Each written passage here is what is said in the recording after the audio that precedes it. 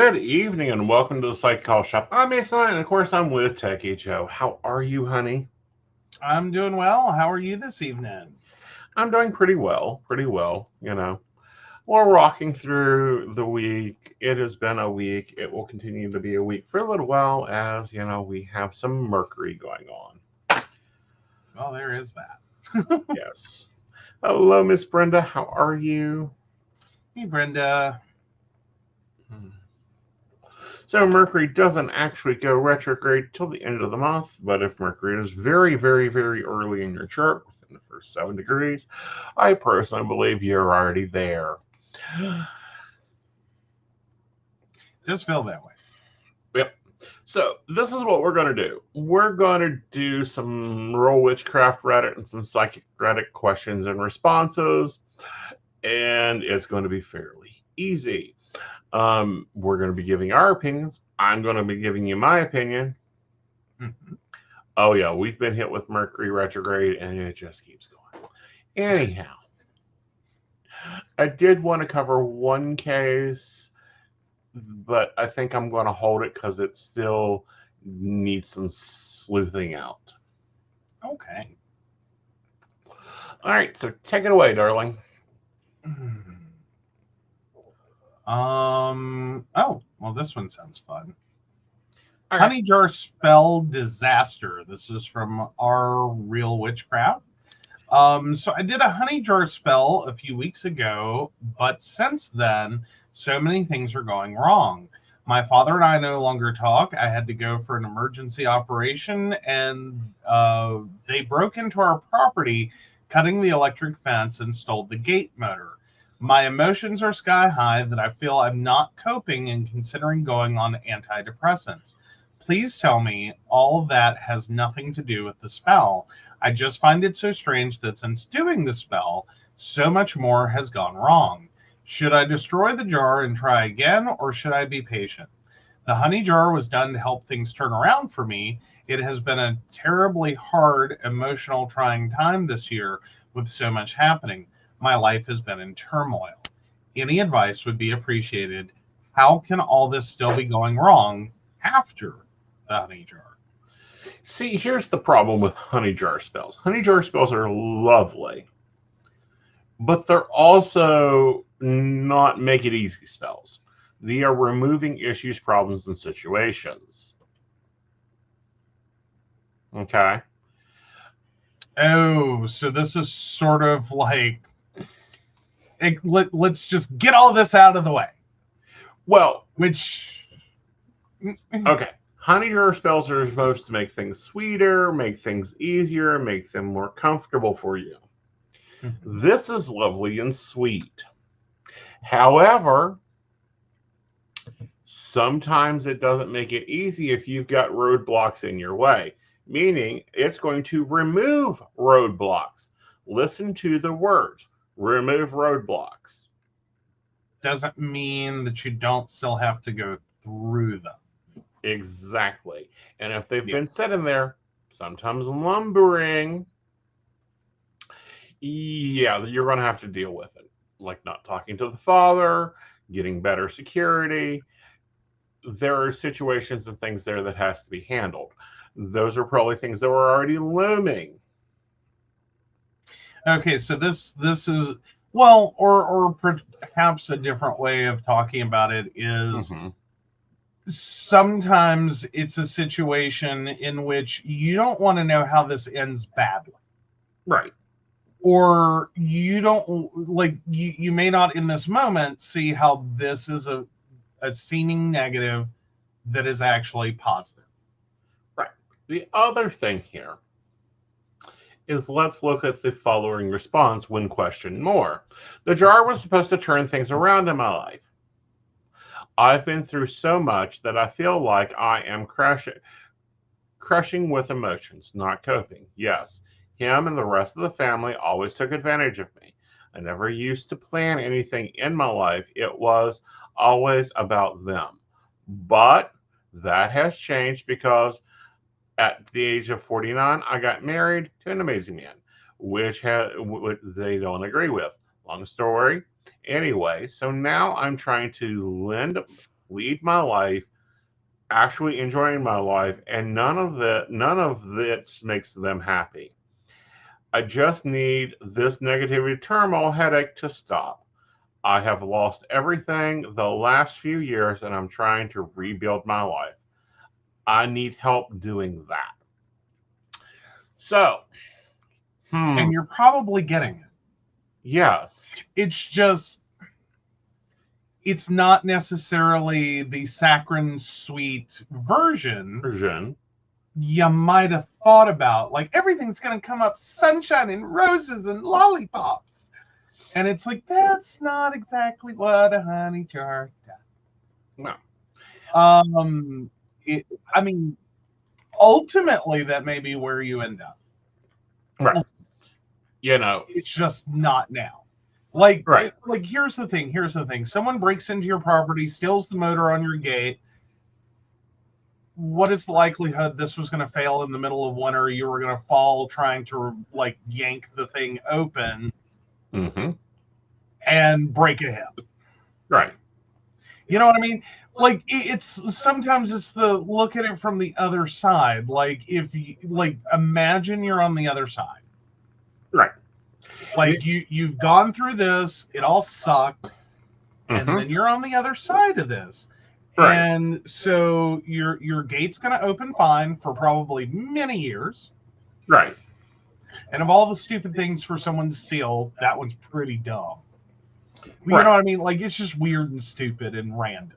Well, and expensive. But on the other side of this, and the part that, they're not looking at, is honey jar spells typically are to sweeten something, make something better, not turn around your life, because it will turn around your life. You guys have heard me talk about Tornado Alley and how it will quickly make things change, which I think I might want to mop the floors with that here soon, but not the point.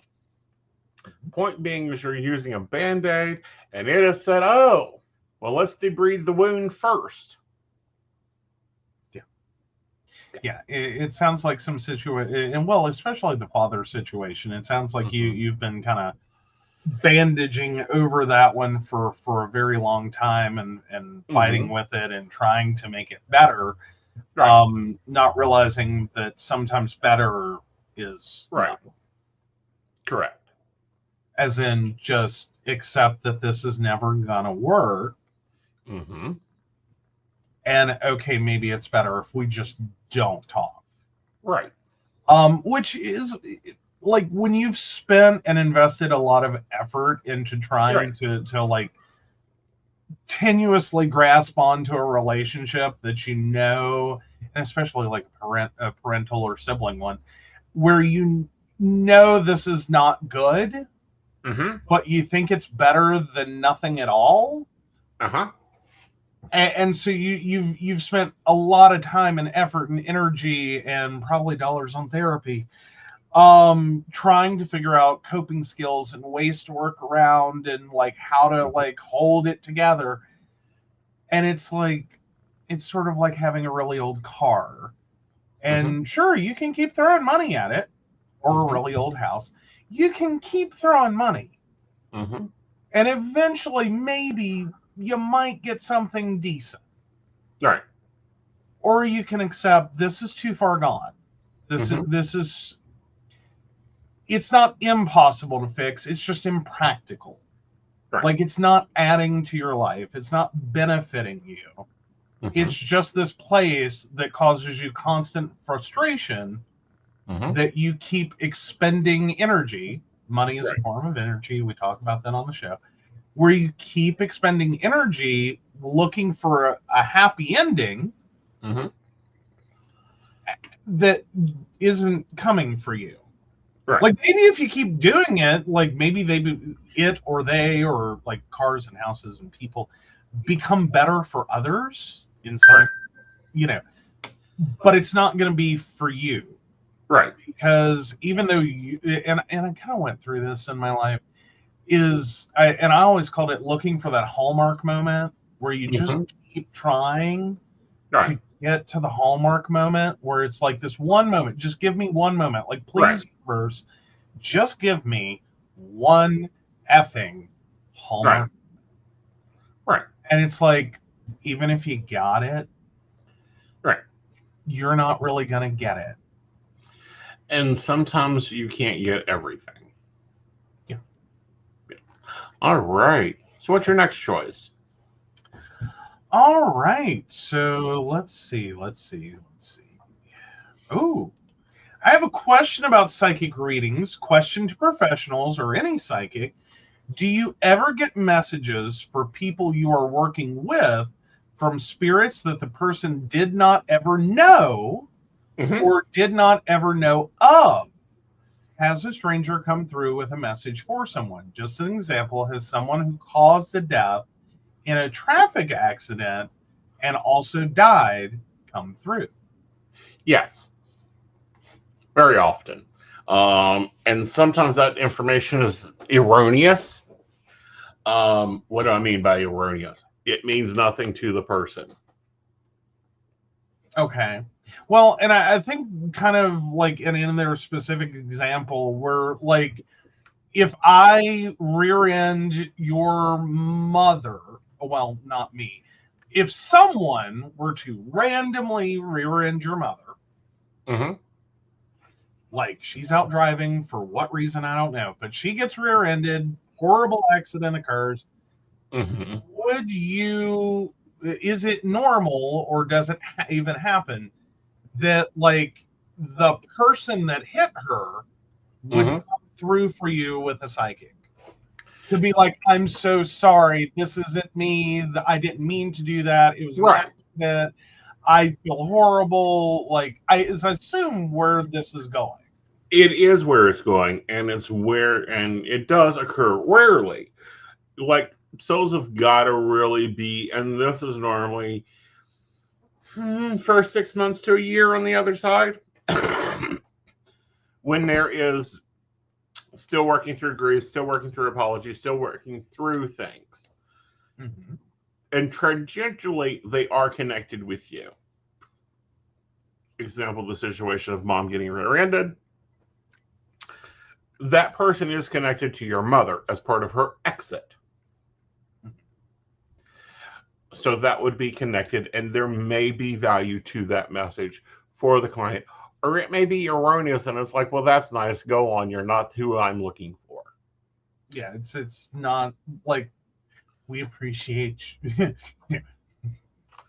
I don't know. I kind of feel like there's, and I was thinking about this while you were talking, because I swear to God, death sounds like it's like AA for the deceased. It is. Like, you know, like there's 12 steps of being dead, and part of that is making amends. Well, let me work through this in that period. Okay, so first, So, Death someone Anonymous. crosses. Well, Death Anonymous. That's cute. There's an organization of that that's actually for heroin. But let me work through these steps. So you cross over. Well, let's back up before that. You pass away. A spirit that is connected with you, aunt, grandmother, mother, father, husband, third son to the fourth eye, picks you up. Or if you've been really nasty, the thrones pick you up. And you go to the other side. You to like a spirit rehab center. And you review your life, all of your life, good, bad, evil, every little bit of it. And you see either the reason why, the lesson that was learned, that type of thing, and you either pass or fail. You either learned acceptance or you didn't. You either learned love out of the experience or you didn't. It is pass or fail.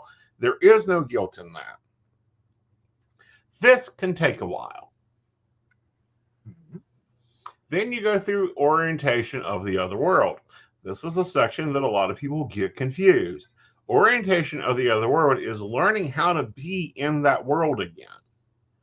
Shedding those human emotions like, I hate my sister in law. Well, that's cute. You hate her because, she has been a problem for 14 different lives.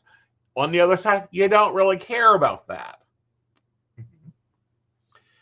Then you go through an adjustment period of getting used to the spirit world and getting used to figuring out what your afterlife is. because there are multiple things you could do on the other side. There are jobs you can do. You can go and watch the rest of Mortal Tube. It is up to you to decide what you're doing and if you're done with the soul school or if you're going to repeat that. If you decide to repeat that, then it's plotting the next life. Okay. Not that complicated. However, this may sound like a 3-week thing over here. This is why I say anyone going for mediumship readings, wait 6 months. Or you're going to get all the vibes and all the energy that no longer really applies to that soul. Mm-hmm. Okay. Okay. All right.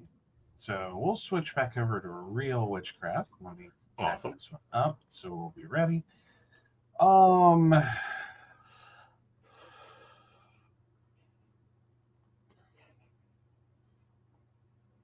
Let's see.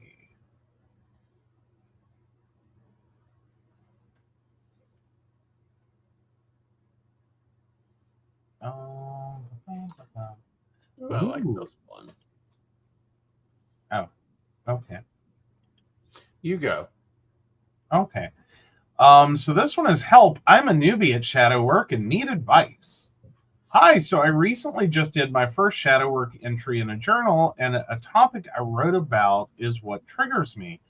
During writing, first of all, felt like went from sad to angry to sad again, and the whole time it felt like I was dissociating. Then an hour and a half later, felt nothing. Don't feel bored, don't feel numb, don't particularly feel happy, angry, or sad, just nothing. I'm wondering if it's the shadow work working and I'm just processing everything, or if sometimes feeling nothing after a journal entry is normal after doing an entry. Complete beginner while it comes to shadow work, by the way. I'm starting the shadow work because my tarot cards told me if I want a significant other, I should work on myself, and figured shadow work would be a great place to do so. Well, first of all, shadow work is emptying out the emotions that you have stored up. It is reviewing your life and going, what am I packing around I don't need? Kind of like bricks in a purse. And you take the brick out. And you get angry and frustrated that you've carried this brick of 6th grade when Tammy slapped you in the face. And so, of course, you feel nothing. You're not going to be happy, sad, mad, because now you have released that. Mm-hmm. So numb or near numb is a normal response. Right. Like okay. you. Right. Okay. So yeah, now I thought you might react to the last part. Is my tarot cards told me if I want a significant other, I should work on myself, and figured shadow work would be a great way to do so. Kind of neutral on that one. I mean, there's a lot of other working on yourselves that you can be doing. Shadow work's the big buzz thing right now. As in, it's the big happy. Everyone's doing it. TikTok fills you with shadow work journals, overpriced and underdelivered. Okay, but I mean, for like taking that portion of it, like that's where I thought you would glitch out, and I think you kind of did a little like, oh, you can do that. Yes, you can also work on your jealousy, your control issues, your emotional issues, which I'm sure people are packing into shadow work. You could work on your health. You could work on your activity level. You'd work on creating a life that someone wants to be involved in. Yeah. Okie dokie.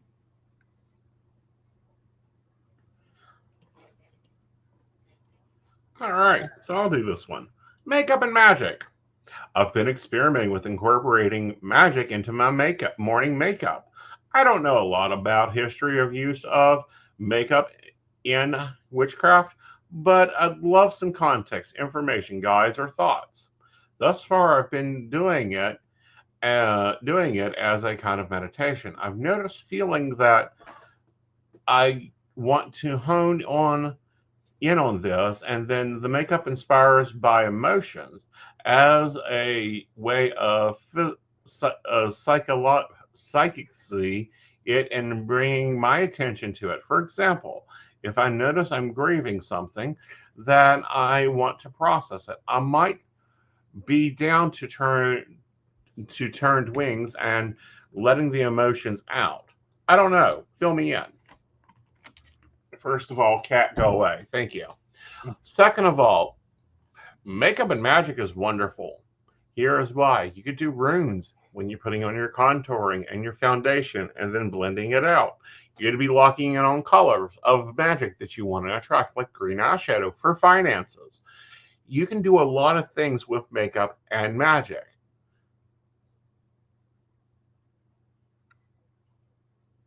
All right. But it does take a little bit more in-depth study there. Understanding the materials of makeup, what you're using, how it applies to your skin, how you could take like your toner and use it for cleansing. It gets interesting. Okay. I can't say I really have experience on that one exactly. Well, you do. You see the effects of it. Okay. I don't know.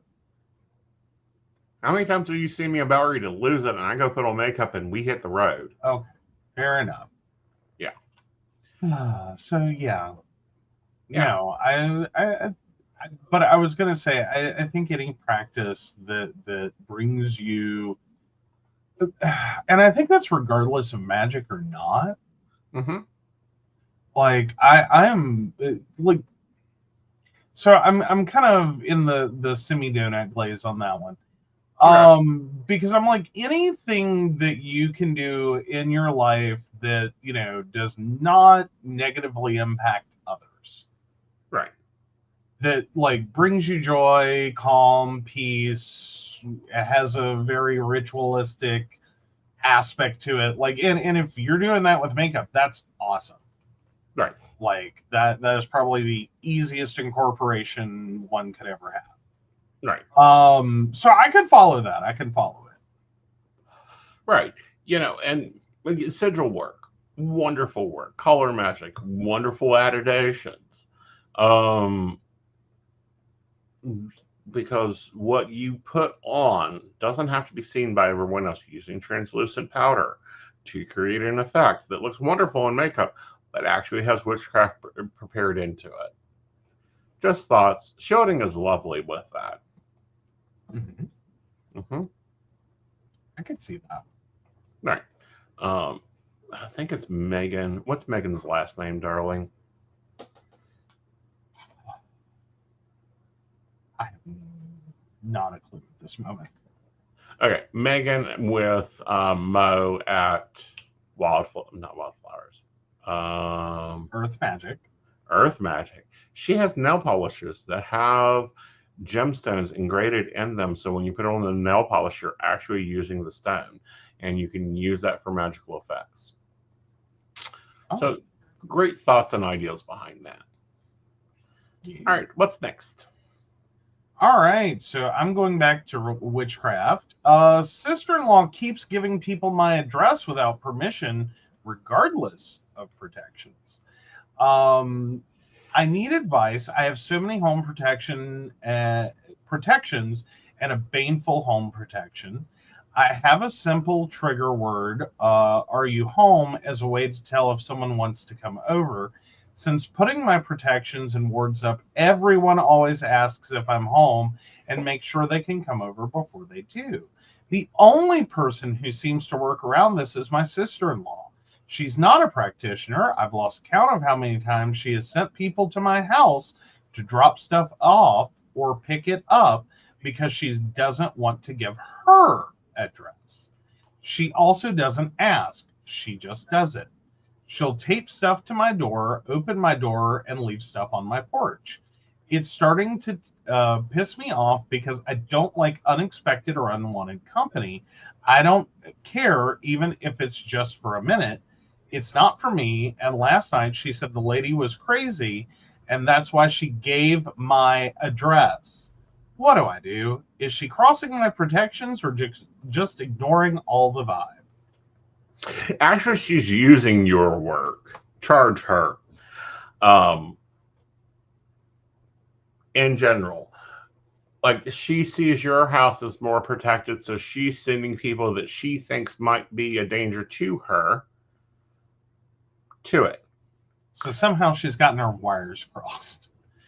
Well, It's no. like, oh, It's like, oh, that house is safer. I know that house is safer. I will send people there because that house is safer. That's all cute, good, sweet, and aggravating as hell. I suggest getting a cow tongue and binding her tongue.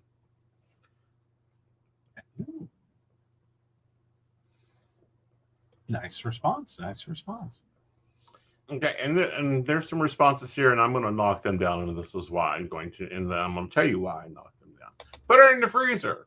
We don't really want her to stay in the same behavior.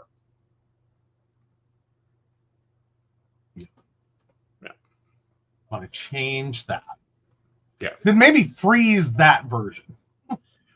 Well, again, you put it in the freezer, it's going to stay stagnant because you're freezing it in place. Well, that's what I'm saying. Change the behavior, Right. then freezer. Right. That would make more sense. Right. Okay. The other thing there is, tell her, knock it off. I'm sure you have. The other thing is, give her a protection charm for her house. These are the nice things you could do. Personally, I would get a house tongue, put her name in it, fill it full of nails, nail it shut, tie it up, wire it up, just like any stop gossip spell. You can use it that way too.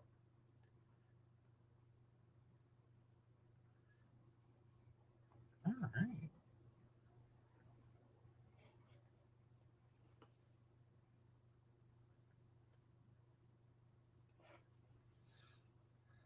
You're right. Oh, all right. So here's one from our psychic. A psychic told me to cover myself with black light aura for protection. Thoughts? I recently met a psychic clairvoyant, and he told me that I don't have control over my energy getting drained by others, and that I need to protect it by visualizing a white or blue light. He also suggested visualizing black light, black aura, so that they can't see you. I don't know who he meant by they. I find the idea of black light kind of scary, like covering yourself with darkness. Thoughts? Well, one, I question his appearance. And what I mean by that is, yes, you can control who you allow to have your energy, who not to have your energy. You also can not share your energy, i.e., again, draw your order in.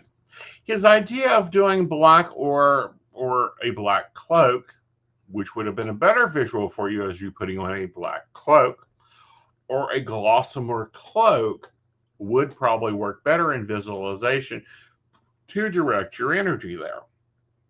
Using the fanciness of, oh, turn your aura black so they won't suck on it. That may have been a little too highbrow for most people to get the idea or understanding of. Me and Brenda have multiple people going, oh, you have the dark aura, you have an attachment. No, I have a fucking cloak on that reminds you to stay the fuck away from me. I don't know. No, I think that would have been a better visualization than like a dark or a black aura, black light. Like, yeah. And you don't want to do white because white opens you. It's everything. It's everywhere. Blue, people are going to see that and think, blueberries. Okay. And Brenda says, LOL, so many times I've heard that. Yeah.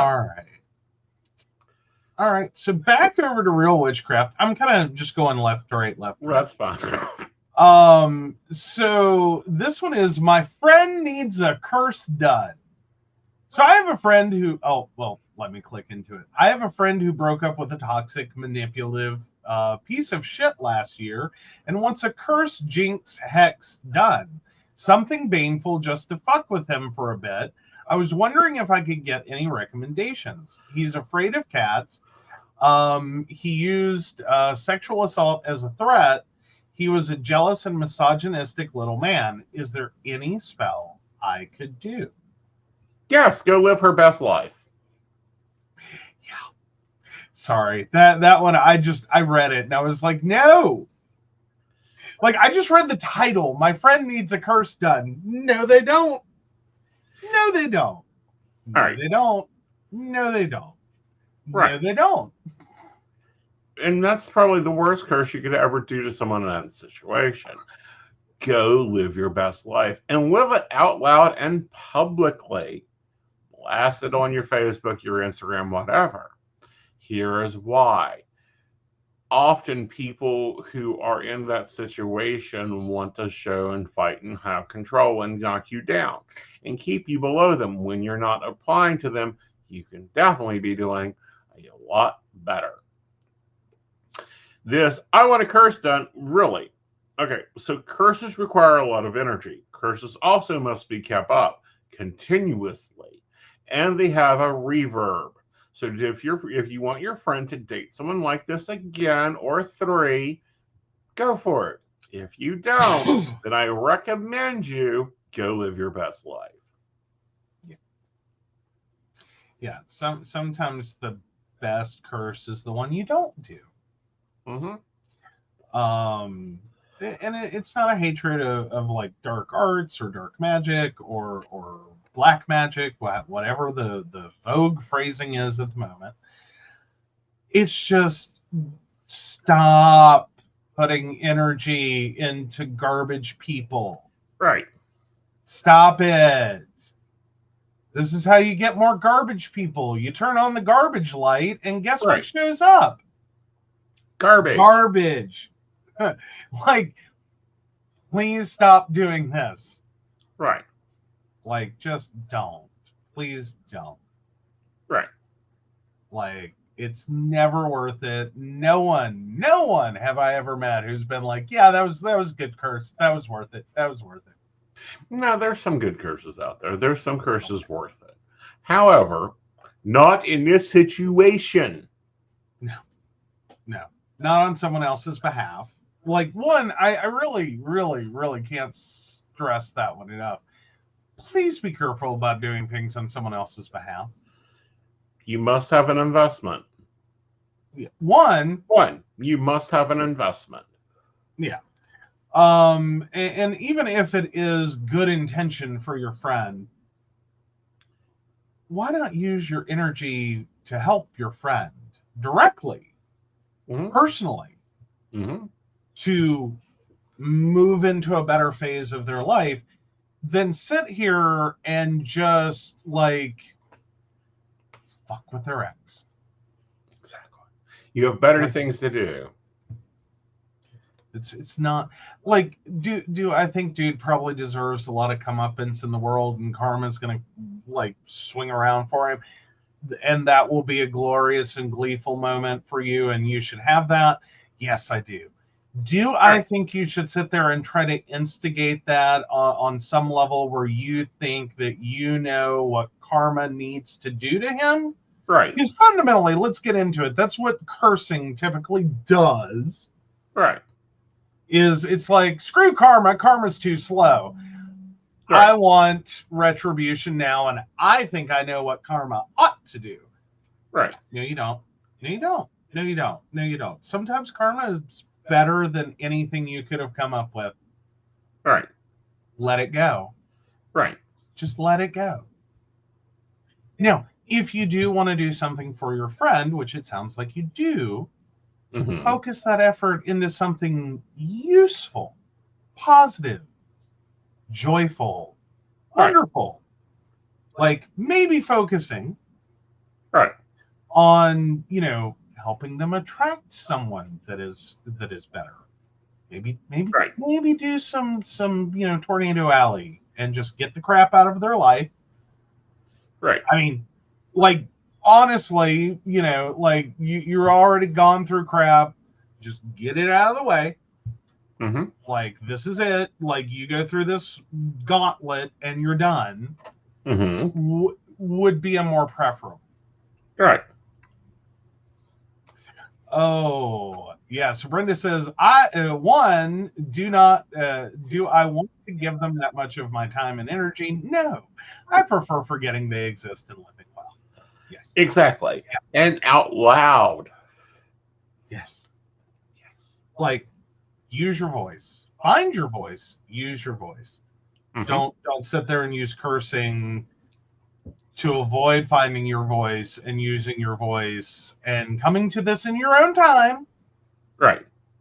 Like, do not force someone into, because that's the other part of it, is you may inadvertently re-attract them back into the situation, Right. and they're still not technically out Right. entirely of the first problem Mm-hmm. if they're not ready to use their voice, Right. because that's how they move forward. Right. That's how you not date the crazy, Right. the toxic, the red flag, the walking red flag, the holy crap, does anyone care about the rules red flag. Right. Is you're not going to call them on their crap. They keep doing crap. Right. Rinse, lather, repeat. Exactly. If you stop responding to their energy and you leave it alone, and you go on and you build your energy and you build your happiness and you build your joy and you share that and you create that, it pushes the darkness away and they have their own problems and you don't get any reverb. We like Yes. that. So Well, go and the live better your part, damn best life. yeah, and the better part in that scenario is it's, and I know we all know someone that's like, let me date the red flag. I just want to date the red flag. They're not going to be a red flag for me, even though they've done all these red flag things. Mm-hmm. But avoiding that for a moment, Mm-hmm. there's always this interesting experience where if someone tells you one of their exes is crazy, that may be believable and true. Mm-hmm. Two crazy exes seems unfortunate and like you might have a problem selecting people to date. Once you get up to about 10, it seems like the common denominator is you. Or you're trying to Is it complete your realistic? Pokemon. Is it realistic? You've dated 10 crazy people. Is it really what happened? I mean, it could occur. It could. Statistically, however, the more likely part is you have dated 10 people that you have then called crazy. I have one Because that's what question for inevitably you. happens. That's what inevitably happens. When you have like this situation that you have this horrible ex, they will always go forward with my ex was crazy. Mm-hmm. Is the universal language of I'm a walking red flag. My ex is crazy. Mm-hmm. My exes are crazy, plural, multiple crazy exes. Once you get to 10, though, Mm-hmm. lowest common denominator is you, buddy. I just have one question for you, though, darling. Okay. Yeah. How many bipolars have you dated? You know, but I did eventually learn my lesson. You did, and that's the whole point. Like, I've learned to spot that well before I get near that and get emotionally invested in that Mm-hmm. and that situation. And it's not a hatred. It really isn't. And I do well with someone who is bipolar and properly medically treated. Mm-hmm. That side I'm fine with. Mm-hmm. The unmedicated or the I have a relationship now, my life's complete, I don't need meds, is such a frighteningly prevalent problem Mm-hmm. in bipolar treatment. And it's a very unfortunate problem. It really, truly is. Because, and I have to say this, is the worst to me, despite all the symptoms and all the other things you can say about someone who's bipolar, And I don't mean that like they deserve that, but if you're just talking about the disorder itself, that it's Right. there's a lot of negatives there. Right. But to me, the worst one is like there's this odd irony Mm-hmm. that for a medical condition most often characterized by the fact that you are either depressed or manic, Mm-hmm. there is no happy medium. Mm-hmm. There's no happy medium. Mm-hmm. No amount of medication gets someone to a happy medium. It's just a less destructive version of one of the two. Mm-hmm.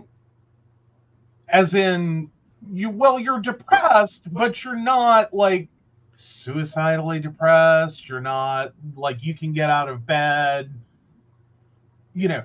Right. Or you're manic, but you're not out of control. Like you still Mm-hmm. have your things together. Or you're numb and Mm-hmm. you experience nothing. But there is no happy medium.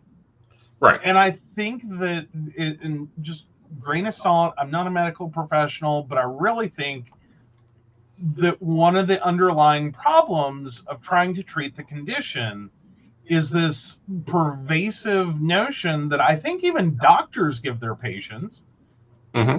that we're going to find your happy medium. We're going to find your Goldilocks zone. We're going to find this happy neutral. Right. And you're not. Right. And I think if you would dispel that myth entirely, Right. that doesn't exist. We're going to find a less destructive version of one of the two extremes, or we're just going to numb you right out. Right. And there is no happy, there is no sad, there's just this void. Right. And it is numbness. Right. And you're going to have to figure out how to tolerate that. Right. And because ultimately we have to focus on getting you less destructive to yourself and others. Mm-hmm. I think if that were the conversation we had, Mm-hmm. because I remember for the longest time, the conversation was about finding the happy medium. And what I've repeatedly noticed is there is no such thing. That is a myth that, at least to me, from my experience and everything I've seen, and I have dated a few people, Mm-hmm. there just is no happy medium. Right. Like, that's a myth. It's garbage. Mm-hmm. And it sends a lot of people into thinking they're over-medicated or under-medicated, or the meds aren't working, they need a different med. When the reality is there's just never going to be a happy medium. Well, and the reality is, and a lot of people don't like this idea, any condition has to be balanced with more than just medication. It has to be balanced with lifestyle changes. It has to be balanced with behavioral changes. It has to be balanced with a lot of things. Well as like a commitment to do the work to cope with it. Right. Like, and because again, we often want to treat bipolar disorder like you just pop a pill and you're okay. Mm-hmm. And it's like, no. Right. Basically popping a pill in the beginning so that we can talk to someone who is not out here. Right. Because those people don't listen. Right. When you're in full throes of manic, you ain't listening. Right. You're in the full throes of depression, you ain't hearing. Right. We got to get you into a less destructive version that can hear. Right.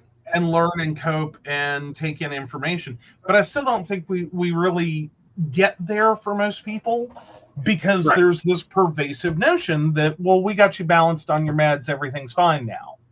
Right. And so you're going to ride the happy medium. Right. And it's like, no. you need to do work. Like, you got to teach this person who Right. has been swinging end to end Right. how to coexist in either numbness, Mm-hmm. lesser manic, or lesser depressive. Right. That is, and be okay with that and make peace with it, and Right. go, okay, this isn't perfect, Mm-hmm. but it has advantages, and finding ways to make it worth it, Exactly. because that tends to be the resulting problem I see, Mm-hmm. and the medicative abandonment, Right. is this isn't what you told me. Right.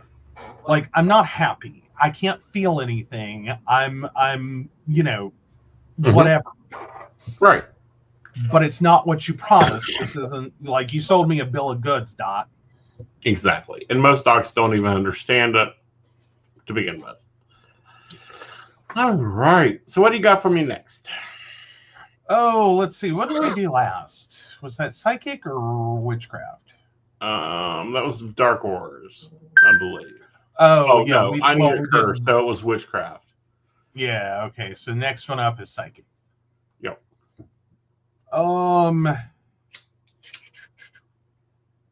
Ooh, I just like the title. We'll see where it goes. All right. All right, our psychic says disconnection between tarot and psychic. I'm having a big disconnection between tarot readings and psychics readings. The only explanation I could come with is that tarot is reading present energies and the psychics are able to check future events. Please help me understand. Well, there's not a disconnection. There shouldn't be. There shouldn't be, unless three things are occurring. Oh boy. One, your tarot deck and you are not agreeing with each other. Two, the question is too broad. What I mean by that, Aeson, why do you mean a question is too broad so you're going to get distant, separate answers? Example. Like, what are the world's events for the next 100 years? 3-card reading. Exactly. Or, tell me about my love life. Do you want the past? Do you Present, want whatever. You want the present? Yeah. Do you want the future? How much future? Right. Do you want the end? Right. You know, this is why I do specific questions, so I'm led to the direction. Because psychic goes, oh, here's your file for 89 years. Where are we? Oh, 27. All right. So you're dating two beaux. You get pregnant about one, but you marry the other. Oh, in your 30s, we get a divorce, and you find out that the kid was never really his. These have occurred. Yeah. Well, and I think sometimes, so to speak, it's dealer's choice on that one. Yeah. Is like, and especially if it is kind of a broad question. Right. Like, to kind of into it, like, you asked a very broad question. What did you mean? Right. And what is relevant, and how much relevancy is there? Right. Like, or like, what is my love life like? Okay, I'm gonna assume you mean like the near future, because you're looking for something else and you want to know if that pans out. Right. Like, somewhere in there. So yeah, I could quickly see the cards being like, you asked. There's a meme I love, and meanwhile the psychic goes, I know what you meant. Like, let's not, like, smart ass deck. No, like, we have smart ass decks. We also have decks that are like, I ain't telling you shit because you ain't going to listen to me to begin with. And those decks don't get used for public use because they're just like, you're going to get a divorce. I've not even met him yet. You're getting a divorce. Does that apply now? No, it doesn't. Can you change it? Most definitely. Are you even in the relationship the deck is talking about? Have you even chosen that relationship? No and no. But even if it does happen, is it relevant? Exactly. Like, do you really want to go into a marriage knowing it's going to lead to a divorce? Like, how much are you likely to be like suspect of every relationship from here on out? It's going to end in divorce. Right. Don't. Well, and that's what I'm saying is that's where it kind of Right. becomes dealer's choice of like, okay, that's true. That's cute. And that is a valid point. Is and we kind of stumbled into it. Is that some decks they have a personality. Mm-hmm. Oh, and sometimes cards say, "No, I want to talk about this. It's more important."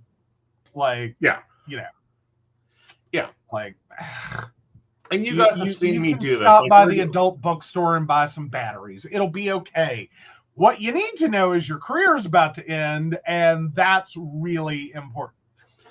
Right. But, and you guys have seen me like throw a spread and go, I don't like this spread. And it's because the spread is not talking about what I'm talking about. And it's like, let's reshuffle. Like, And it's thank you for the answer the voicemail question. waiting. Mm-hmm. Thank you for the voicemail waiting notification. Much appreciated. Not really at this exact moment, but let's try that again. Yes. Yeah. Yeah. And that's the harder, more fascinating point, but also the point that's kind of like, oh, got us. Did we really have to go there? Yes, we did. Fine. Yes, I know that I need to get the taillights fixed on the car. Thank you, Tara, for reminding me. Now move my post-it note to the question about what's Aquarius doing in the month of November. Yes. But no, it does really, like, every deck kind of, and sometimes that is the long-term effect of knowing a deck and using a deck and is picking up on the personality it's gonna throw back at you. Like, some are like Chicken Little, the sky is falling, you get the worst version. Right. Some are like fluffy bunny decks, and they just, like, even with the most jaded reader, will sit there and be like, everything's great. Yeah. And it's like, because there's two things involved there. Is some readers are fluffy bunnies. And they will keep turning cards till you get a happy end, like happily ever after into the sunset. And they will go through that deck like 20 times. Like, whatever it takes. Right. Get you to the happy answer. So they can give you something positive to walk away with, which is a real nightmare if you ever watch the Fluffy Bunny reader and someone who has a terminal condition try to have that reading. Right. I mean, I don't want to say I laughed because that would sound rude. Because I'm not laughing about someone dying. I'm just watching the sweat off of a Fluffy Bunny reader just pour down as they try to get the cards to say something positive. Right. And it's like, no matter what they do, it's just like, well, this isn't going to end well. Well, it's like this defense deck. Y'all guys don't see me read a lot with this deck, and the reason for it is because the deck is an asshole. Me and it do not like each other. But hell, I'll do a 3-card spread on it. Oh, goody. First up, we have the 13th, the Lord of Regents. Hello, if anyone is familiar with the 13th card of the deck, we know that is the Devil. Hello, nice to see you. Yes, I know I'm enslaved to my path. With that, however, is the 5 of Daggers. Daggers are swords. 5 of Swords is feeling like there's a lot of battling going on. Followed by the Queen of Pistols. The Queen of Pistols is also the Queen of Wands. Interesting connection here. I need to get grounded and realize that, no, I'm just a slave to the system and need to get the fuck over it. Yeah, when the dumpster fire cards turn up, yeah. The reason I don't use this, and I'm sorry, which deck is this again? This is the it came from Assassin's Creed. This is the Defiant deck. Yeah. So, like, what? Like, if someone picks that, what did you expect? Exactly. What did you expect? Right. It's not a fluffy bunny deck. It is never going to just show up and be like, "Oh my god, this is going to be great." Right. No, all of it's tinged with a little bit of dark humor. Dark. Like, even at the best of times. Yes. It's going to laugh in your face. Like, and it's defiant. What do you think defiant means? Right. It's not going to show up and be like, "Oh, you need consolation and hand holding." No, not what it's going to do. Yeah. Like, if you really want consolation and hand holding, try an Oracle deck. Yes. Try Those friendlier tend to be a deck. lot kinder to people. Like, if you need a shoulder to cry on, go to the Oracle deck. Just choose the Oracle deck. It's okay. It's okay. Angel decks are nice. Depending. There is one angel deck out there that was put out by Valentine. That fucker's evil. The deck itself needs to be named Evil Angels. Every time you pull a card in it, it is like death, destruction, grief. So what? It's like the wheel, the tower, and death. No, because it's an Oracle deck. An Oracle deck. Oh, right. Well, you said an angel deck. Sorry. Yeah. So, okay, fair enough. Mm-hmm. I was just trying to draw the equivalence. Yes, basically the equivalence. It's like, Crystal says now is not the time to make decisions. Maya says it's time to go back to school. And I think let's send you in 3 directions. See what happens. It happens. All right. So what else you got for me? All right. So let me switch over to witchcraft.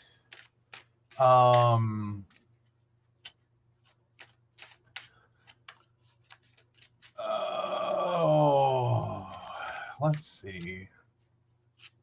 Ooh. All right. Advice: banishing noisy neighbors. There's a group of men who gather across the street from my building every evening to blast music late into the night.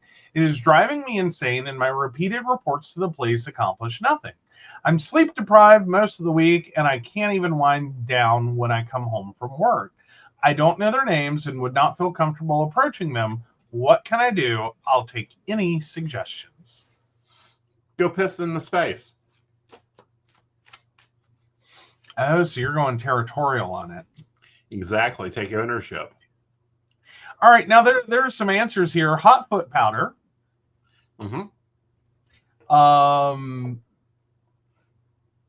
Surströmming?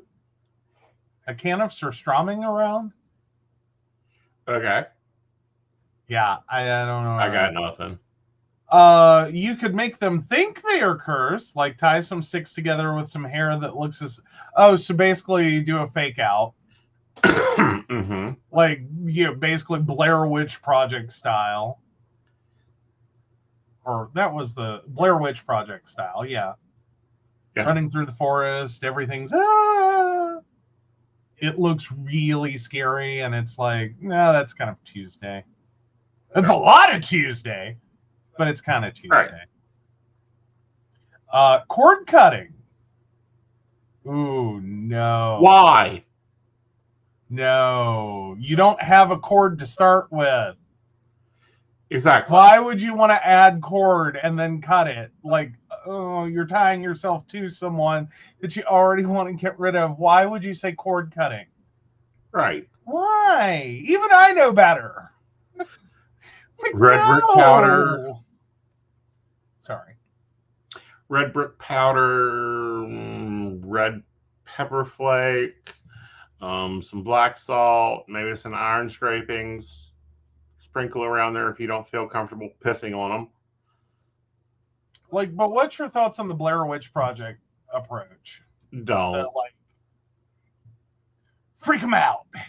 Like, what? Dazzle them with bullshit. I ain't got time for that. Yeah, it seems a little too arts and crafts for this. For someone who's already exhausted. Yes.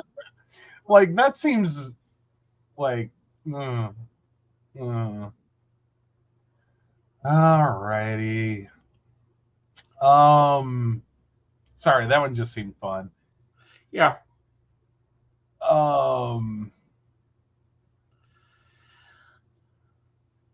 Let's see. Did you? Oh, for the skeptics amongst us, must I give my first and last name and any additional info to a psychic? Might go see a psychic with my sister-in-law, and I'm a little skeptical of it all. I don't want to give my first and last name. I don't want to be Googled for information. One, you have to give at least your first name and your birthday. Okay. Otherwise, the psychic, if they're worth their salt, will not see you. Here is why: because there are FCC federal communication laws that requires us to have that information to verify you're over the age of 18. More to the point, which that's an important point, but more to the point, this is a game called Stump the Psychic. Yeah. You're a psychic, you should know. Mm-hmm. Do you really want to waste 15 minutes on this? Because I will tell you, there are psychics that will go ahead and burn your 15 minutes. Mm-hmm. Just to answer that question. Mm-hmm. Because, fuck it, you want to be difficult. You want to play games. Mm-hmm. There's a few out there that will play games with you, and you don't want to. Don't start none, won't be none. Mm-hmm. Like, you really do not want to test the patience of someone. Right. Because that is like, I'm trying to efficiently give you the information you need or that you seek. But if you want to play games, mm-hmm. you can play games. Right. And there's some that are like, fine, fuck it, I'll do a reading for you. Here you go. You're dying. You're going to get this. You're going to get this. And you're going to be going, oh, fuck. Oh, fuck. Have fun. Have fun. Don't play games. Hello, Shannon. How are you? You arrived just in time for your favorite segment. Yes. Cord cutting is the new buzzword. Oh, yes. And it doesn't work like that.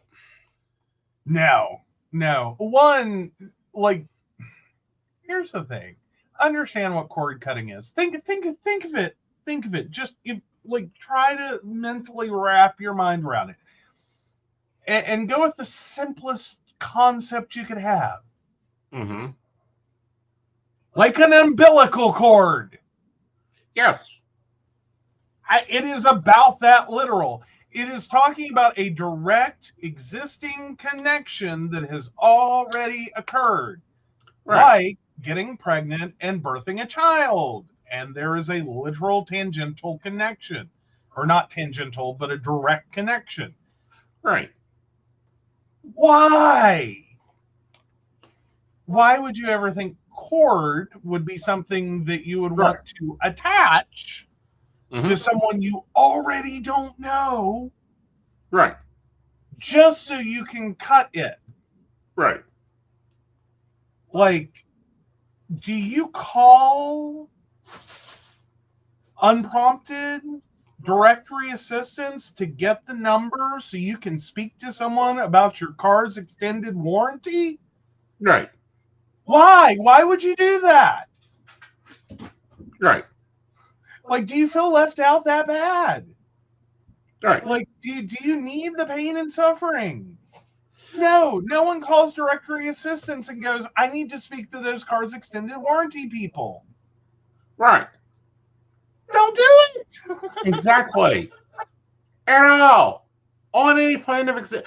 And, okay, so what I've seen in most of these questions are people applying shit in the wrong goddamn direction.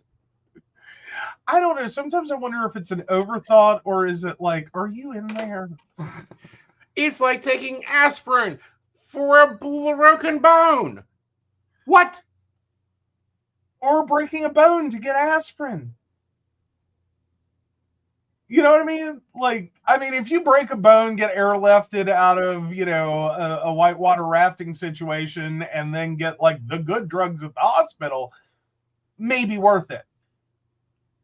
But if you got handed 2 aspirin and told to call me in the morning, is it going to be worth it?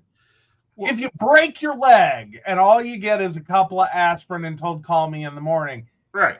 Is it worth it? No. Yes, this is why you need to find real fucking practitioners. Furthermore, let's do some review here before we move into Are You an Asshole? Honey jars do not improve things. They sweeten things. That's it. If you don't want a situation sweetened, don't use it. Because it will do a tornado and clear out the problems.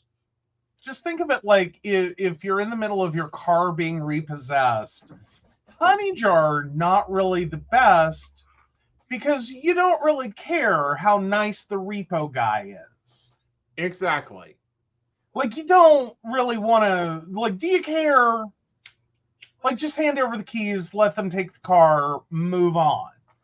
Like, don't play the games, don't do the thing, don't do the hide the car, like, right. Skip it, make your life easier. Right. On your own, no jar needed. Do you really need to invest the energy just to make the repo guy really nice? And back that page up a moment. You should have been doing money spill 6 months ago. Oh, Shannon. Bad. I'm calling your boss on that one. Nah, it's more fun to hide the car and pay it before they grab it. It's better to park it back on Moses' lot and see if they notice it, to be quite honest. There's a chance they might not figure it out for a few days. Months! Months! Like, that's weird.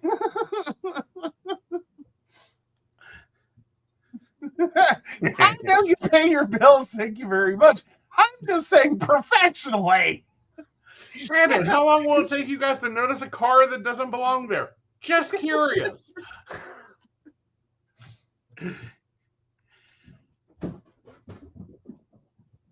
Oh, you would not know how many times I get to tell repo guys that no, we will not tell you if a car is on the lot.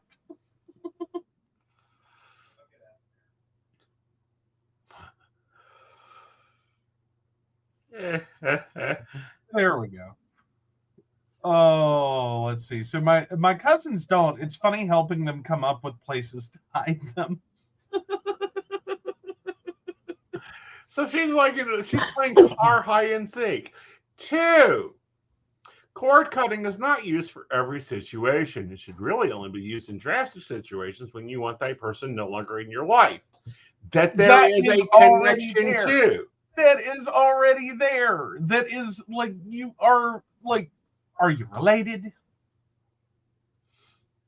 Did you marry him? Mm-hmm. Did you date him for a really long time? Right. Like, don't go fucking with cord cutting for the Starbucks barista that you kind of don't like. Like, that's not, no. Cord ends don't already meet, don't make them. Exactly. Thirdly, you don't need to curse every damn thing. Sometimes the best curse is no curse. Let them destroy themselves. Mm-hmm. Oh, I don't tell them that we just don't know. I get yelled at because I dropped my car off over the weekend. Have you fixed it? Do you have an appointment? No. Then no. Make an appointment. And now I'm assuming, though, do y'all have a key drop box? And it's like, I don't have an appointment for this. So it's just like, nah. You can come get your keys later. Or I can put it in for an appointment since it's already here. Oh, no. Why would you go? No. I wouldn't. Like, I'm sorry, maybe it's my lack of professionalism, but if you just dropped it off, I'm not going through the effort to hunt you down. No. They're calling on the phone. Did you fix it? No. Did you have an appointment? No. Great. Well, let's get you an appointment. Okay, our first availability is December 28th. Will that work for you? No, no. I think even then I would be like, all right, the number to schedule an appointment is, and I don't care if Right. it's the line I'm on, I'm going to make that motherfucker hang up Right. and dial me right back. Right. And we are going to teach the behavior so that next time, what do? We dial the number and we make the appointment. Right. Thank you. Oh, we do, but people will just drop the keys and not fill out the info, or they just write what is wrong with the car and nothing else. So we can't call and be like, you need an appointment. Yeah, I think that's the point where it's like, I will give you the number to schedule an appointment. You will hang up. You will then dial that number and press send. And then, yes, I will answer again, but we're going to learn.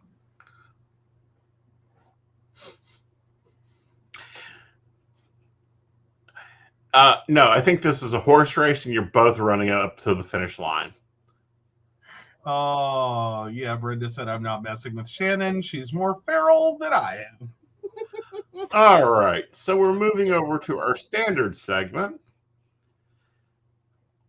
where you get to plead your case. All right. Am I the asshole for not taking my stepdaughter on vacation? I, 30 female, have been married to my husband, Tom, 35 male, for 2 years. We have a 3-year-old son and a 4-year-old daughter together. He has a 15-year-old daughter from a previous relationship. The custody agreement is every other weekend. Our son and daughter have never been to Disney. So this year, we are surprising them with a trip. My husband, myself, and the 2 kids will be going to Disney for 5 days. My stepdaughter has been to Disney 6 times, so we didn't think she'd want to go since we have to do things the little ones can enjoy. The trip is planned for a week. She is going with her friends to a ski resort. My husband and I paid for half the trip and gave her spending money to have fun. Her mom asked my husband if he would be able to bring her the morning of the trip to the friend's house so all the girls can leave together. He let her know he couldn't since we were going to be getting on a plane that morning to Disney. Her mom said, we obviously don't care about my stepdaughter since we're not taking her, and has made my stepdaughter upset thinking we don't want her to go. We've tried explaining that we didn't think she'd want to go on the young kids' rides and that we can't split up with her because the little ones are in the try to run in opposite directions phase. We've offered to cancel her ski trip and bring her with us, but she said she wants to do both, and it's not fair for her to miss the trip with her friends. We just want some unbiased opinions. Am I the asshole?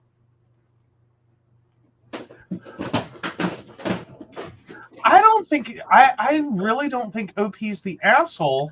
I think you had a little bit of intellectual dishonesty there. You don't want her to go. Not because you dislike her, not because whatever, because she already had a trip planned. Mm-hmm. And you knew, and I would assume as well,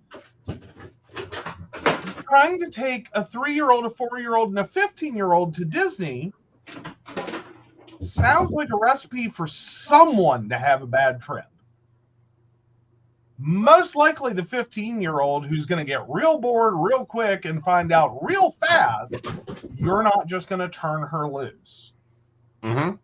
Because she's 15, she is older and could potentially take care of herself to an extent. But the idea of free-range 15-year-old at Disney is probably scary for most parents. Right. Where are you going? What are you doing? Who are you with? Right. Why are you with them? What are they doing? And what is their intent? Fine. Meanwhile, you can't just dump the 3 and 4-year-old, especially who want to run in opposite directions, on one parent so the other can go chaperone the 15-year-old through Disney.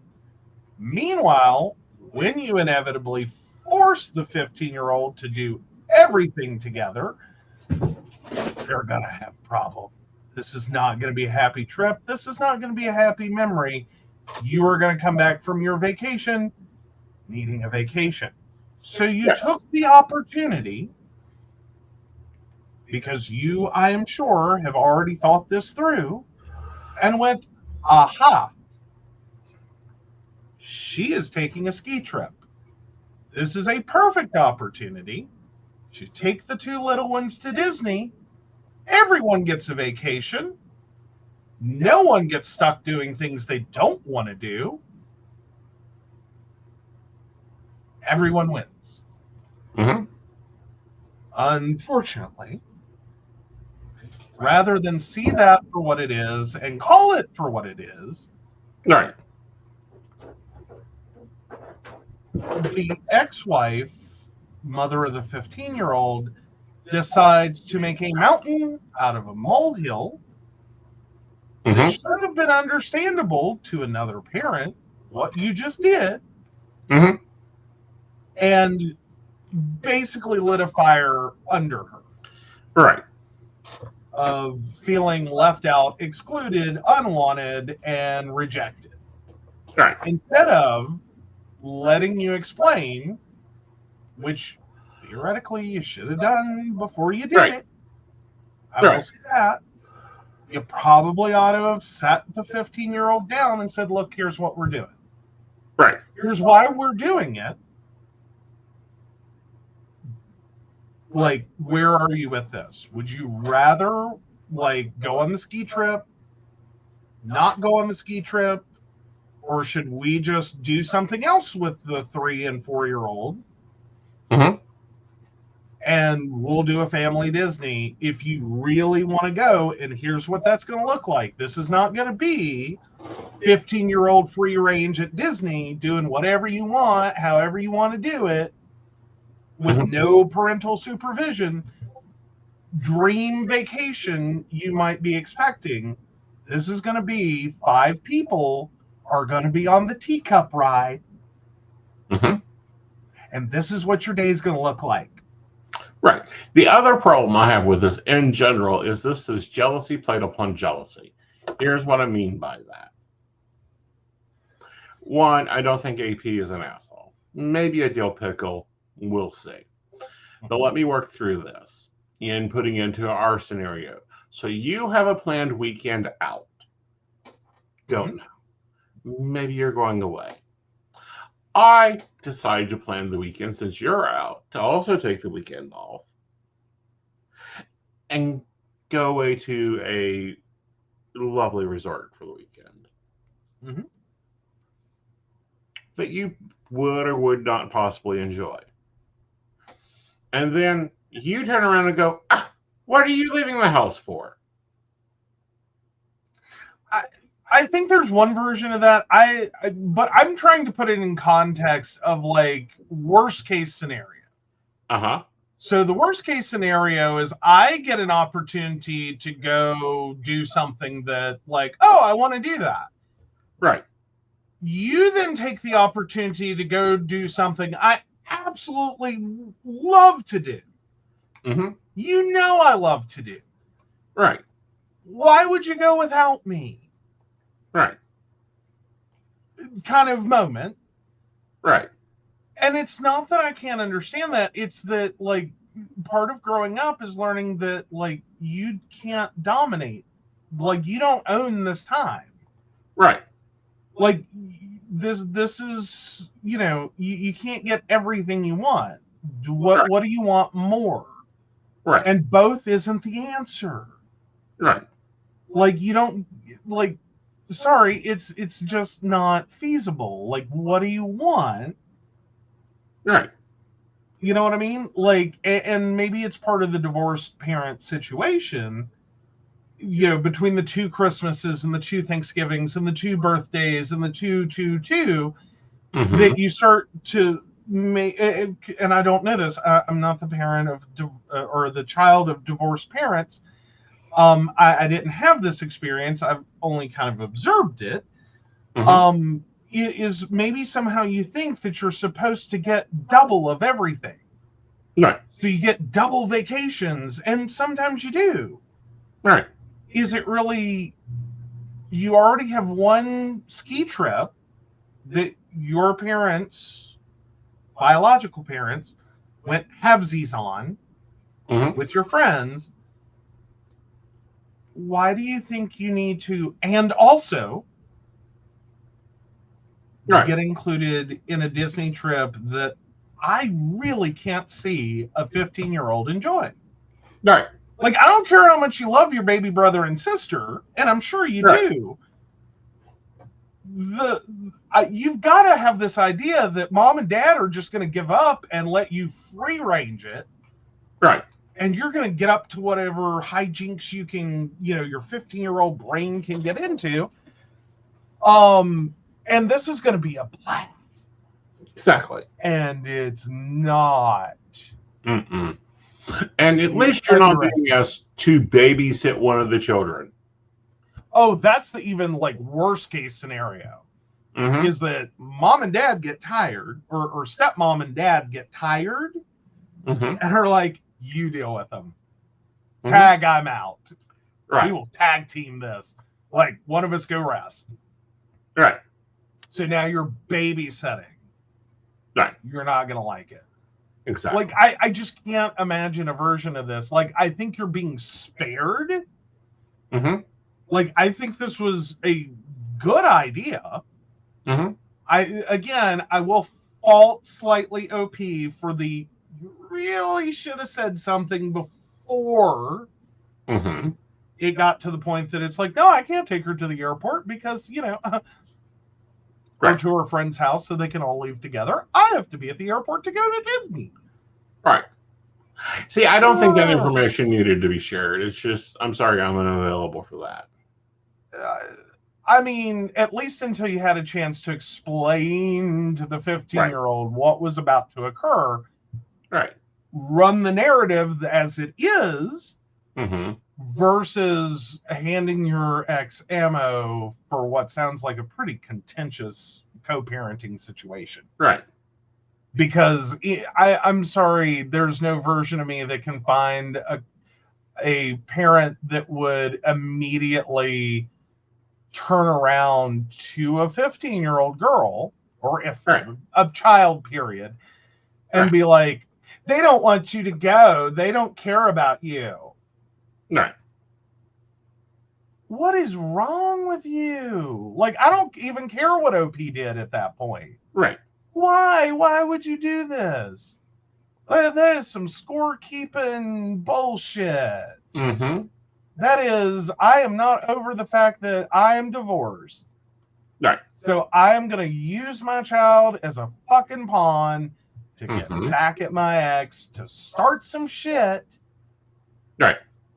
Not caring about the emotional damage I'm inflicting.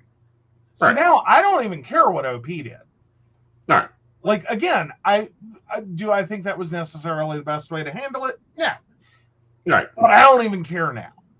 Right. The fact that the ex-wife decided this was the tack she was going to take. Right. With the information she was given. Right. I'm sorry, I can't even care. Mm-hmm. I can't even. For the fact that you could have handled it a little better. Because no, this is exactly the wrong way to try to co-parent. Like, I don't know what your problem is with your divorce, your ex, or if you're just tied up in the drama mama baby daddy city of this is what divorce is supposed to look like, is like fucking warfare. And you don't care who's in the middle getting bombed. Right. Because, by the way, the person in the middle getting bombed is like your fucking child. Right. But you just dropped a bomb and then stood back and watched. So no, I don't care what OP did. So I'm going not the asshole. I'm going dill pickle. Okay. Okay. And here's why. I don't think they're ever going to find any coalescence here. Yeah, no, not if this is how this, like, I see an unwillingness to co-parent. I Right. see this as adversarial conflict. Right. Because this was a pretty, like, again, could have been handled a little differently, Mhm. but did not have to blow up into the nightmare it just did. Right. And there was no point in it other than inflicting emotional damage. Right. And I'm not here for that. Right. Like, that's not cool. Right. That's not cool. And this isn't during either, like, this isn't during his time. See, I would have a problem with it if this was his time with the daughter, pre-scheduled, and it's like, oh, nope, we're out of town. Oh, but here's a ski trip that your mom paid half on. Right. Yeah, no, I see it as taking advantage of a situation that already was Mm-hmm. to do a thing that wasn't going to probably go well if you did it, on your week with your 15-year-old, Right. yada, yada, yada, for all the reasons we've already pre-listed. And going, that's pretty smart maneuver. Right. Like, there's nothing about her going on a ski trip that says you have to sit at home and be miserable with a 2-year-old and a 4-year-old. Right. Or a 3-year-old and a 4-year-old. Like, you don't have to just sit there and pine away for her return. Like, Right. you get to go do other stuff. You can go out for pizza or to Disney. Right. Again, I think I would have pre-mentioned it just so. Mm-hmm. Here's what we're thinking. Here's what we're doing. Like, accept her as the future adult that she is becoming. Right. And be like, look, we're rationally doing this thing. We didn't want you to, think we didn't want you to go. It's just, here's the realities. Right.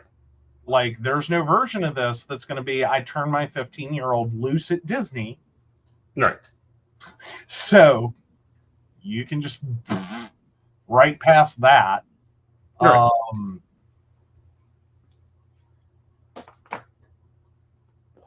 All right. Poll is up. Let's move over to dating advice. Ooh, let's see what we've got in dating advice. Oh, interesting. All right. Husband bitching because he thinks I don't do enough. Husband, 28, me, 26, have a 1-year-old, and he doesn't understand why I have the house completely destroyed again after I just spent a whole day cleaning it. Doesn't understand why I can't keep it clean. He doesn't help me with the baby at all. I cook dinner every night, and I also work Thursday through Sunday now. He stays in the basement and does his own thing as soon as he gets off work, and I'm left to still continue to care for the baby. The baby doesn't let me do anything most days, and she is completely different when it's just the two of them. He doesn't take this into consideration. He does help out sometimes, but not as much as I need him to. There's so much that needs done in our house, and he doesn't see priority in that, and I'm left to do it. Is this normal in other households? He literally thinks we're the only ones. We've been together for 13 years. What's some advice I could tell him or something I could say? I've told him a million times this, but he still doesn't get it, apparently. I literally have to pay one of our friends to help me clean and do stuff around the house. I shouldn't have to do all that.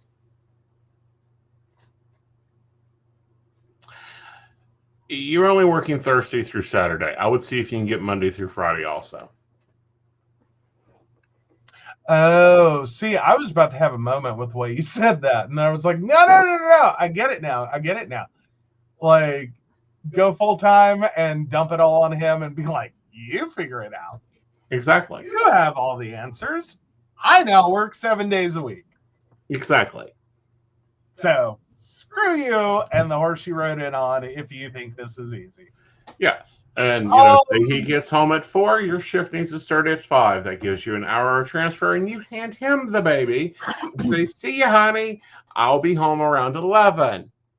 yeah. I don't know how doable that is or how much OP would want to do that. Right. Because ultimately what OP wants is understanding. Unfortunately, I don't think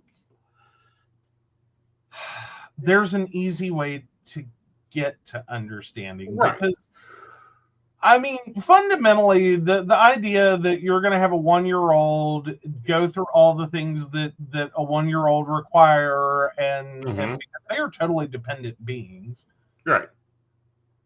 and keep a perfectly clean house that stays clean all the time, and dinner's ready on time every night, and just do all this alone, and it's so easy.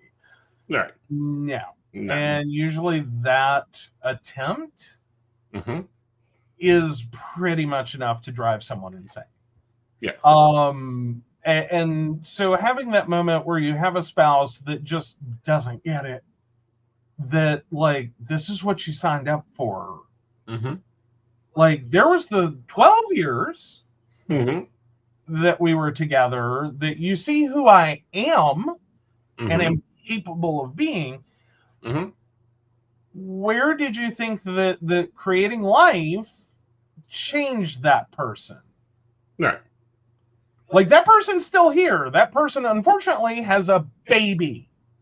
Right. That requires all Um, my attention. So do you want the baby cared for, or do you want me cared, the house cared for? Your choice. You want like dinner on the destroyed table, house, or do you want dead the baby baby. fed? Pick one. Yes.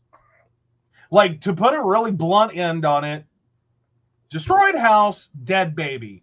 Pick one. Right. That's the only options you got right here. Because Exactly. this is a totally dependent being. If you Yeah. want to clean her house, you feel free to do that, or you feel free to take care of baby. But if you expect me to do both, your choice is pick one. Right. Destroyed house, dead baby. The It's other your thing option. here is paying one of your friends to come clean for you. I think that's an excellent option. I, I have so much gratitude for a friend that comes and helps clean, and even if they're paid, that is amazing. That is awesome. That is a wonderful friend. I hate that that OP ends up with resentment. Mm-hmm. Not for the friend that helps clean, but the fact that this is, instead of being the wonderful gift that it is, Mm-hmm. just kind of feels like the coping mechanism that still doesn't make anyone happy. Well, again, but at Like the it's same the red-haired time, bastard stepchild. well, no, this occurs a lot. We have a lot of media that puts in trad wife, trad husband, trad wife, trad wifing this, trad wifing that. Everything's got to be perfect and together. And if you do the simple system, or you do this system, or you do this system, it'll do that. It doesn't work that damn way. No, I'm sorry. At least for the first couple of years, at Mm-hmm. least, at least. Mm-hmm. And assuming there's not an immediate child after this one, which people do, Mm-hmm. I don't know. I'm kind of with my grandmother. Her quote on my dad when asked why, in the era that she had a child, he was an only child. I Right. had one. You see how he turned out. Why would I want another? Right. That was my grandmother's comment on my father. I will quote her eternally on this. It's hilarious on one front, because it's like, damn. But then there's the realities of this isn't easy. Right. And for for most, the fact that you survive one Right. is yeah, and the disconnection you can have with your spouse, and the struggle to live the disruption of the lifestyle that you had, and the things that you want. Right. That's a lot. Right. So, but still, people will turn around, and even if everything isn't ideal, have another one. You know, there's a period of time there that like this is a totally dependent being. Right. This is a 95% dependent being with some spurts of independence. Right. And you will go through many years till this gets to a point that it's like, okay, and I can keep the house clean, and I can get dinner on the table, and I can go to work, and I can do it all. Right. And that's, again, if you don't just go, oh, and then we had another. Right. Because that just resets the clock on when that happens. Because Right. until that, you know, first one gets to be like 16, and you can start like shoving responsibility for the 1-year-old on them. You know, that whole like, you know, the Duggars situation where you basically parentify your oldest children into taking care of your youngest children because you have too many children. That one, and it's not that I blame the Duggars, like Bob and Michelle. I don't blame them. They're coping with the situation that they're in the best they can, and I get that. It's just the realities of that's the only way that this works, unless you can hire very expensively childcare for that many kids. Right. You end up having to parentify the oldest to take care of the youngest because you can't keep up with all this. Otherwise, your life looks like a total disaster. Right. It's just dirty diapers and where the hell is the 16-year-old? Right. And you can't do that. All right. So the poll is in. No, you're a dill pickle. It is a 50-50 split. Oh, between dill pickle and no. Oh, not the asshole. Ooh. Yeah. Yeah. Okay. I can accept dill pickle. Yeah. I can accept it. All right, guys. Well, this has been a great show. Let's go ahead and thank our sponsors. Yes. So, of course, we want to thank Beverly Walker, Mika G, Brenda, Joan Owen, Shannon C, Shannon D, Lady Gwendolyn, Caitlin Bell, Devin, Bella, and Maria Meyer. If you'd like to learn more about us, the show, or how you too can become a Patreon sponsor and receive all the wonderful benefits our baristas receive, please visit us at pcspnetwork.com. Yes. All right, guys. We will see you on Friday at 9 p.m. Bye, y'all. Bye.